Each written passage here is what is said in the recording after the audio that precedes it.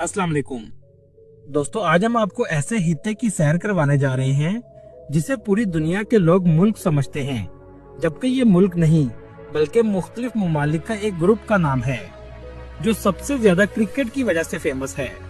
जी हाँ, आज हम सैर करने जा रहे हैं वेस्ट इंडीज की। इस हित्ते के कौन से ममालिक में पाकिस्तानी और इंडियन बगैर वीजा जा सकते हैं, इस हित्ते के क्रिकेटर्स को काली आंधी क्यों कहा जाता था और ये क्यों पूरी दुनिया के क्रिकेटर्स के लिए डरोना ख्वाब थे। ये हित्ता इंडिया से 14,000 किलोमीटर दूर है, इसके बावजूद इन्हें रेड इंडियंस क्यों कहा जाता है। क्या वाकई ही यहाँ का एक कबीला इंसानों को खाता था? ये सब कुछ जानेंगे आज की इस वीडियो में। चले अब निकलते हैं वेस्ट इंडीज के एक शानदार सफर पर। इस हित्ते का तारीखी नाम वेस्ट इंडीज है और मौजूदा नाम कैरिबियन है।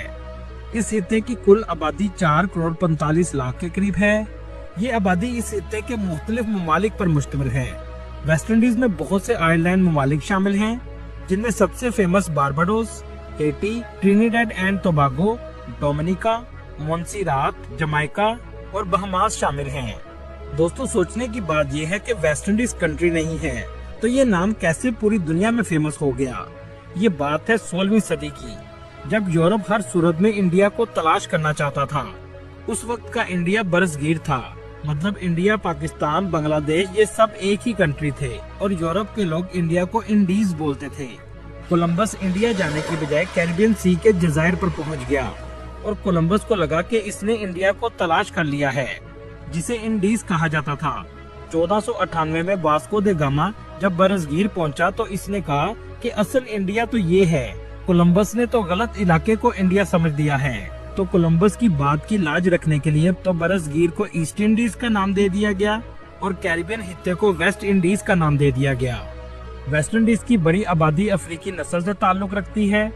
इनकी बहुत बड़ी तादाद अफ्रीका से गुलामों के तौर पर लाई गई थी, जिनसे खेती बाड़ी का काम करवाया जाता था।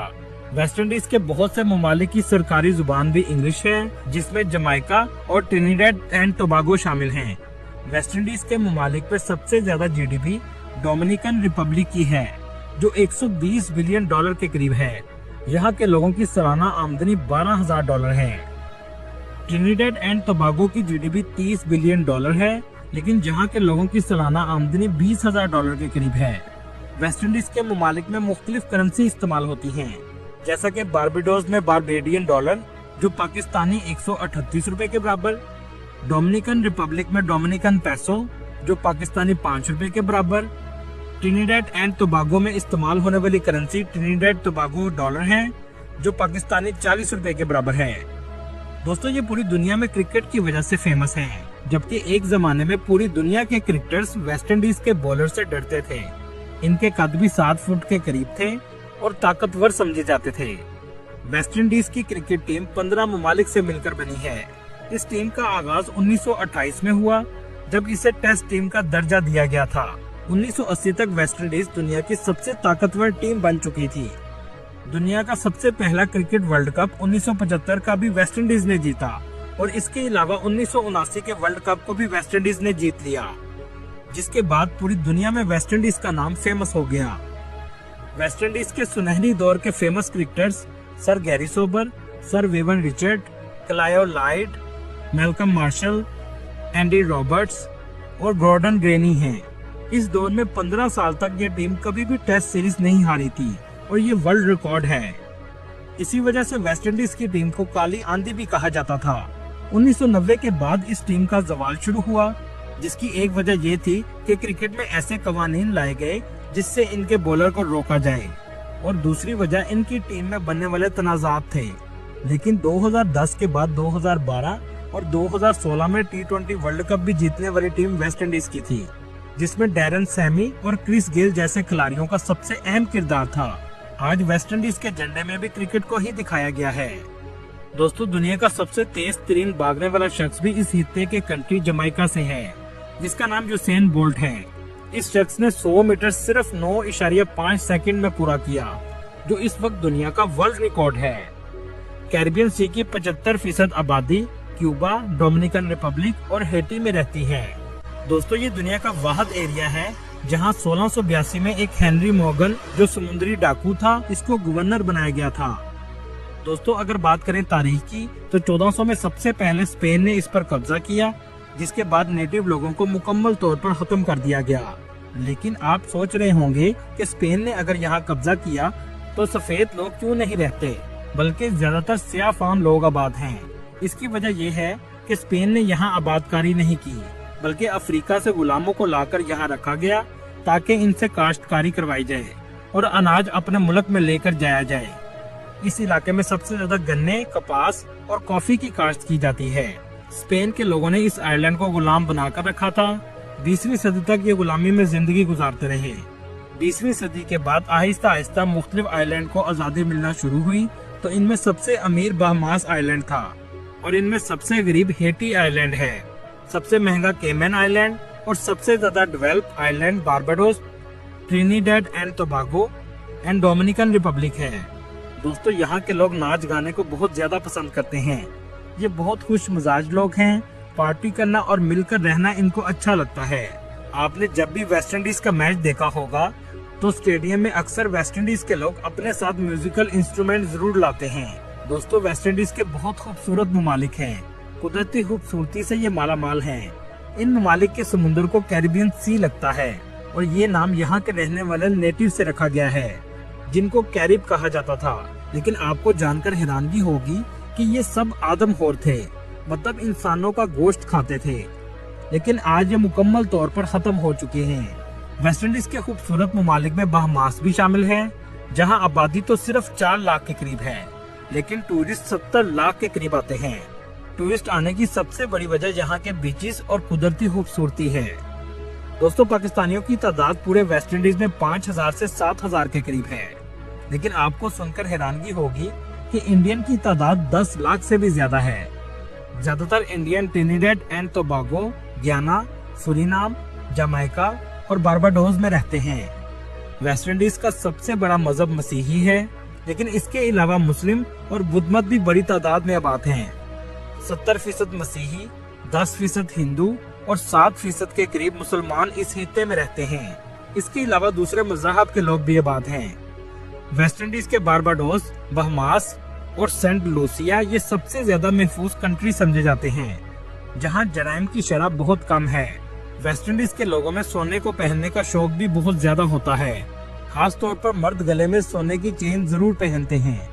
इस खित्ते के लोग शराब भी बहुत ज्यादा पीते हैं। दोस्तों यहाँ आपको एक अहम बात बताता चलूं, वेस्ट इंडीज के बहुत से कंट्रीज में पाकिस्तानी और इंडियन बगैर वीजा भी जा सकते हैं, जिनमें Barbados, Dominica, Haiti, Trinidad and Tobago और मोंसीरात शामिल हैं। पाकिस्तान से बारबाडोस जाने की टिकट 5 लाख के करीब है। टर्किश एयरलाइन पहले आपको इस्तांबुल लेकर जाएगी, इसके बाद न्यूयॉर्क और फिर आप बारबाडोस पहुंच जाएंगे, जिसमें आपको 30 घंटे भी लग सकते हैं। यह है बारबाडोस का एयरपोर्ट, जहां आप आसानी से इमिग्रेशन के बाद बाहर आ जाएंगे। सिटी में जाने के लिए आप ट्रेन या टैक्सी का इस्तेमाल कर सकते हैं।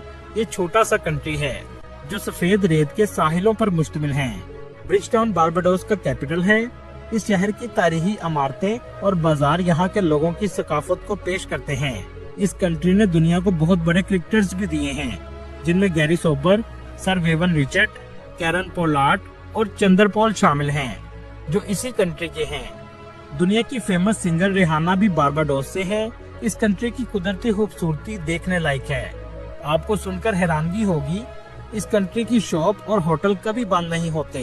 जी हाँ, सालों भर खुले रहते हैं, मतलब कोई छुट्टी ही नहीं करता। इस पूरे कंट्री को आप 3 घंटे की ड्राइव पर आसानी से देख सकते हैं। बारबाडोस से दूसरे आइलैंड में जाने के लिए आपको बोट या फ्लाइट का इस्तेमाल करना पड़ता है। इसके अलावा आप क्रूज से भी जा सकते हैं, जो 8 दिन में 6 कंट्रीज का टूर करवाते हैं, जिसकी टिकट तकरीबन $600 के करीब है। चलें अब बारबाडोस से चलते हैं डोमिनिकन रिपब्लिक, जो वेस्ट इंडीज का सबसे डेवलप कंट्री है। इस कंट्री की ऑफिशियल जुबान स्पेनिश है और इसकी आबादी 1 करोड़ 10 लाख के करीब है। इस कंट्री में टूरिस्ट बड़ी तादाद में आते हैं। एक जमाने में ये स्पेन के पास था, जिसकी वजह से स्पेनिश कल्चर आज भी यहाँ आपको देखने को मिलेगा। इस कंट्री का कैपिटल सांतो डोमिंगो है, जो मुल्क का सबसे बड़ा और आबादी वाला शहर है। सबसे ज्यादा विजिट किए जाने वाला कैरिबियन ममालिक में डोमिनिकन रिपब्लिक है और सबसे ज्यादा तरक्की याफ्ता भी ये कंट्री है। इस कंट्री की बिल्डिंग्स का आर्किटेक्चर और गलियां भी तरक्की याफ्ता होने का मंजर पेश करती हैं। इस कंट्री में टूरिस्ट को बहुत ज्यादा इज्जत दी जाती है। यहाँ तक कि इस कंट्री की पुलिस को दुनिया की सबसे फ्रेंडली पुलिस भी कहा जाता है। दुनिया की खूबसूरत आबशारें और बीचेस यहाँ आकर आप देख सकते हैं। ये वेस्ट इंडीज की सबसे सस्ती कंट्री है। इस कंट्री में पहाड़ों के अंदर भी झीलें मौजूद हैं, जिन्हें टूरिस्ट देखने बहुत ज्यादा जाते हैं। चलें यहाँ से आपको लेकर चलते हैं जमैका, जहाँ की खूबसूरती आप बस देखते ही रह जाएंगे। इस कंट्री में भी टूरिस्ट बड़ी तादाद में आते हैं। जमैका के फेमस क्रिकेटर क्रिस गेल हैं, जिसे क्रिकेट की दुनिया का यूनिवर्सल बॉस भी कहा जाता है। इस कंट्री के बीचेस भी बहुत खूबसूरत हैं। ये छोटा सा जजीरा नुमा मुल्क है। ये कंट्री भी पाकिस्तानी और इंडियंस के लिए वीजा फ्री है। आप इस कंट्री में जब भी जाएं तो डन रिवर फॉल का जरूर विजिट कीजिएगा। दोस्तों, दुनिया के हर कोने को अल्लाह ने बहुत खूबसूरत बनाया है। कभी जिंदगी में मौका मिले तो जरूर देखने जाइएगा। दोस्तों, ये थी आज की हमारी इन्फॉर्मेटिव और दिलचस्प वीडियो। आपको वीडियो कैसी लगी कमेंट में जरूर बताइएगा और नए आने वाले दोस्तों से गुजारिश है हमारे चैनल को सब्सक्राइब और लाइक जरूर कीजिएगा। अगली वीडियो तक अल्लाह हाफिज।